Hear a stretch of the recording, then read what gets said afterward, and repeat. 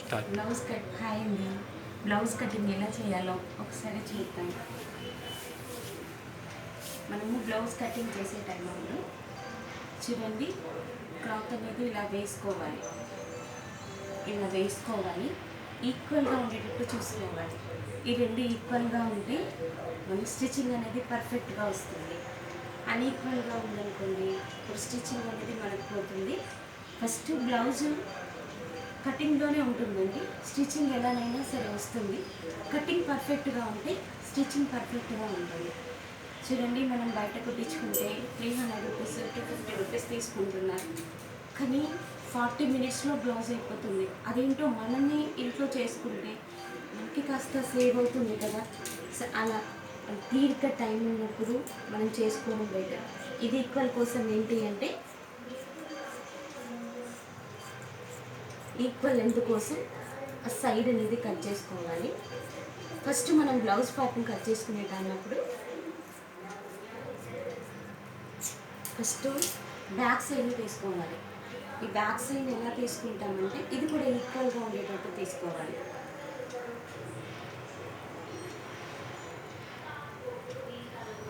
ఇలా హుక్స్ పెట్టుకోవాలి. హుక్స్ పెట్టుకోకుంటే ఏమవుతుంది అంటే అన్ఈక్వల్ వచ్చే ఛాన్సెస్ ఉంది. అన్ఈక్వల్ వచ్చినా పర్వాలేదు, అది కటింగ్లోకి వెళ్ళిపోతుంది. స్టిచ్చింగ్ చేసే టైం అప్పుడు ఎక్కువ స్టిచ్చెస్ అనేది వేసుకోవచ్చు.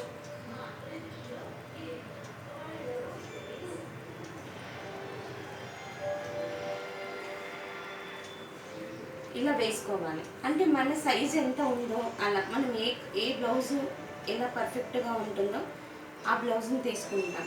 సో ఇలా తీసుకున్నప్పుడు ఏంటి అంటే, ఇలా డైరెక్ట్గా వేసుకొని స్టిచ్చెస్కి కొద్దిగా ఎక్కువ తీసుకోవాలి. నెక్స్ట్ ఇక్కడ కూడా అంతే, స్టిచ్చెస్కి ఎక్కువ తీసుకోవాలి. చూడండి, బ్యాక్ సైజ్ నాకు ఇంత ఉందనుకోండి, ఒకవేళ ఎక్కువ కావాలనుకో మన ఇష్టం, ఎక్కువ పెట్టుకుంటాం. నెక్స్ట్ దాని స్టిచ్చెస్కి కొద్దిగా ఎక్కువ తీసుకుంటాం.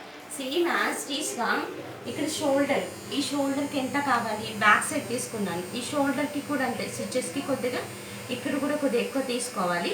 నెక్స్ట్ ఇక్కడ కూడా కొద్దిగా తీసుకున్నాం అనుకో, అప్పుడు మనం ఈక్వల్గా ఉంటుంది. ఫస్ట్ మనం ఏం చేస్తున్నాము, ఇలా డాట్స్ వేసాము కదా, ఆ డాట్స్కి కొద్ది సైజ్ ఎక్కువ తీసుకుంటాము, స్టిచెస్కి కొద్ది సైజ్ ఎక్కువ తీసుకుంటాం.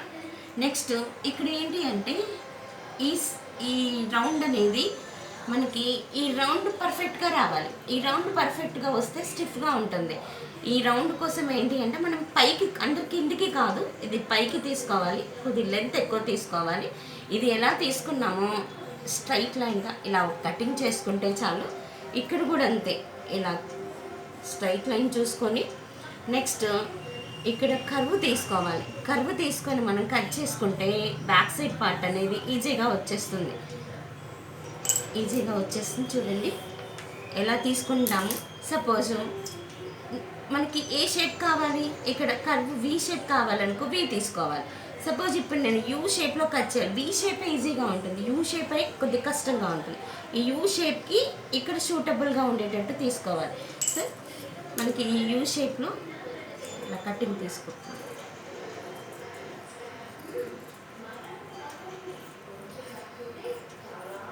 జస్ట్ కాకుండా ఇక్కడే మనం రెండు ఇలా ఫోల్డింగ్ చేస్తున్నాం కదా, ఇలా ఫోల్డింగ్లో ఉంది కదా, రెండు ఒకేసారి పట్టుకుంటే ముందుకు వెనుకకు వెళ్ళకుండా ఉంటుంది, ప్రాబ్లం లేకుండా ఉంటుంది. ఎందుకంటే ఫస్ట్ టైం కట్ చేసే వాళ్ళకి కొద్ది ఫియర్ ఉంటుంది కదా, ఆ ఫియర్ అవాయిడ్ కావడానికి కోసం రెండు ఈక్వల్గా పట్టుకోవాలి. ఎనఫ్, ఇక్కడి వరకు వస్తే చాలు, మనకి ఎక్కువ ప్రాబ్లం లేదు. బ్యాక్ సైడ్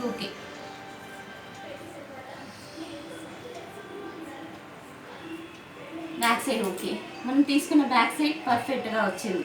సో మనకి ఎంత అవసరమో అంత కట్ చేసుకోవాలి, ఎనఫ్. నెక్స్ట్ హ్యాండ్స్ కోసం కూడా, సపోజ్ నేను హ్యాండ్స్ ఇక్కడ కట్ చేయాలనుకున్నాను అంటే మనం క్లాత్ వైజ్ తీసుకుంటాం హ్యాండ్స్ అనేది. ఆ హ్యాండ్స్ కోసం ఏంటి అంటే 4 ఫోల్డింగ్స్ ఒకేసారి వేసుకున్నాం అనుకో, 2 హ్యాండ్స్ అనేది ఒకేసారి వచ్చేస్తుంది. 4 ఫోల్డింగ్స్ సపోజ్ నేను ఇలా వేసుకున్నాను అనుకో 4 ఫోల్డింగ్స్ ఈజీగా ఉంటుంది. అంటే ఒక్కొక్కసారి ఏమవుతుంది అంటే, క్లాత్ వేస్ట్ కాకుండా ఉండడానికి కోసం మనకి మన సైజ్ ఎంతనో అంత తీసుకుంటే, చూడండి నా సైజ్ ఎంత అనుకోండి, ఇంత తీసుకోవాలి. చూడండి సైజ్ ఎంత ఉందో అంతే తీసుకోవాలి. సపోజ్ ఇక్కడ తీసుకున్నాను అనుకో, ఒక మార్కింగ్ పెట్టుకుంటాను. నేను స్టిచెస్కి ఇంత తీసుకుంటాను. నెక్స్ట్ కరెక్ట్ సైజ్ ఎంత, సపోజ్ నాకు ఇంకా పొడవు ఎక్కువ కావాలి, ఇక్కడ వరకే తీసుకున్నాను. చూడండి ఈ హ్యాండ్ ఎంత ఉంది, సపోజ్ నేను ఎక్కువ లావుగా ఉన్నాను అనుకో, కొద్దిగా ఎక్కువ తీసుకుంటాను. అంటే ఫ్యూచర్లో నేను ఏమైనా లావ్ అవుతాను అనుకో, అలా తీసుకుంటాను. అయితే ఈ కర్వ్కి చూడండి ఎలా ఉండాలి. నెక్స్ట్ ఇంత ఉందనుకోండి, ఇది వేరే క్లాత్ వేరే మనకి షూట్ అవుతుంది వేరే దగ్గర. కాబట్టి ఈ క్లాత్ పీస్ వేస్ట్ కాకుండా మనం చూసుకోవాలి. చూడండి నేను ఇలా తీసుకున్నాను.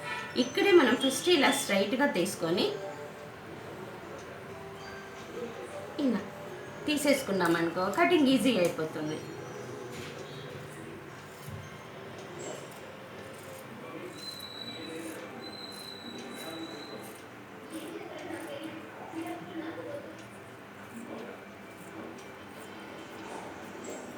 హ్యాండ్స్ అయిపోయాయండి. 2 హ్యాండ్స్ ఒకేసారి అయిపోయింది, ఒక పని అయిపోయింది. ఒకటి కట్ చేసుకున్న తర్వాత నెక్స్ట్ ఇప్పుడు ఫ్రంట్ పార్ట్. ఈ ఫ్రంట్ పార్ట్లో ఏంటి అంటే షేప్ పట్టీలు వస్తాయి. నెక్స్ట్ ఫ్రంట్ అనేది మనం ఎలా తీసుకుంటాం, మనకి క్రాస్ కావాలా, క్రాస్ కటింగ్ కావాలా, లేకుంటే నార్మల్ కటింగ్ కావాలా, ఎవరి ఇష్టం వాళ్ళది. మనకి నార్మల్ కటింగ్ అయినా క్రాస్ కటింగ్ అయినా అన్నీ ఒకేలాగా ఉంటాయి. వేసుకున్న తర్వాత అలా ఉండే సపోజ్ ఇలా తీసుకున్నాను అనుకో, ఫ్రంట్ కటింగ్ క్రాస్ కటింగ్ ఇలా తీసుకున్నాను అనుకో, నేను ఇలా మోడల్గా తీసుకున్నాను అనుకో సపోజ్. అంటే ఫస్ట్ మనం క్రాస్ కటింగ్ తీసుకోవాలి అంటే చూడండి బ్యాక్ సైడ్ పార్ట్ ఉంది కదా, ఈ బ్యాక్ సైడ్ పార్ట్ని మనం ఫ్రంట్ కటింగ్లో చూడండి ఇలా తీసుకున్నాను అనుకో, 2 ఒకేసారి వచ్చేస్తున్నాయి కదా. కాబట్టి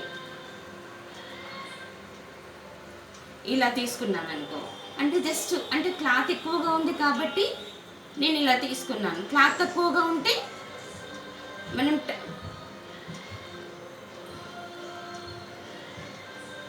ఇలా తీసుకున్నాం. అంటే ఫస్ట్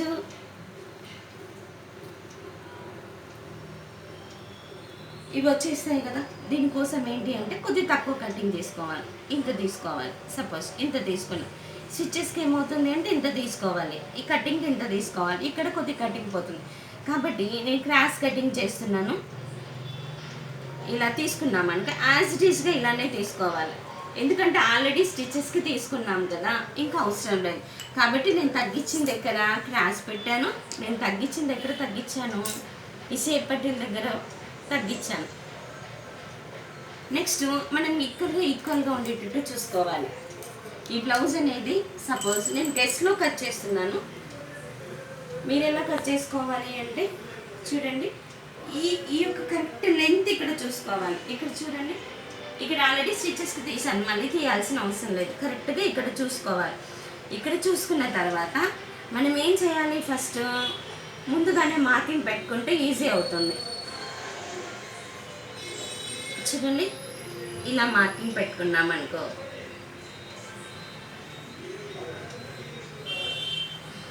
ఇలా మార్కింగ్ పెట్టుకున్నాం అనుకో ఇక ఈజీ అయిపోతుంది. సేమ్ ఇలా ఒకటి,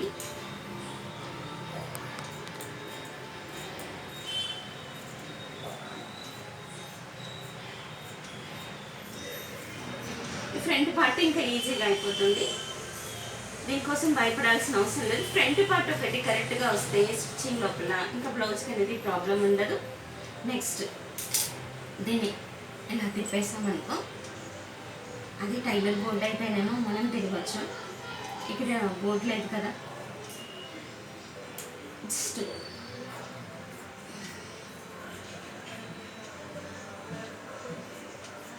సైజ్ కోసం ఇక్కడ ఏంటి అంటే కొద్దిగా ఇది ఈ క్లాత్కి కొద్ది కిందిగా కట్ చేసుకుంటే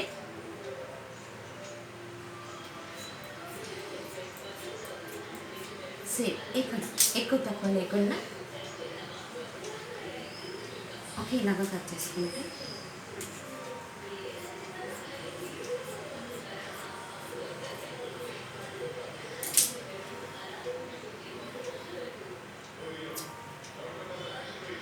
క్లాత్ సిల్కీగా ఉంది కదా, అందుకే ఎక్కువ కదులుతుంది. నెక్స్ట్ ఇక్కడ సెలెక్ట్ చేసుకున్నాం కదా, సేమ్ ఇది అవసరం లేదు, ఇంకా ఈ సైజ్ తీసేసుకుంటే ఇక్కడ ముందే మార్కింగ్ పెట్టుకున్నాను కదా, ఈ మార్కింగ్ ప్రకారంగా స్టిచ్ చేసేటప్పుడు కొద్దిగా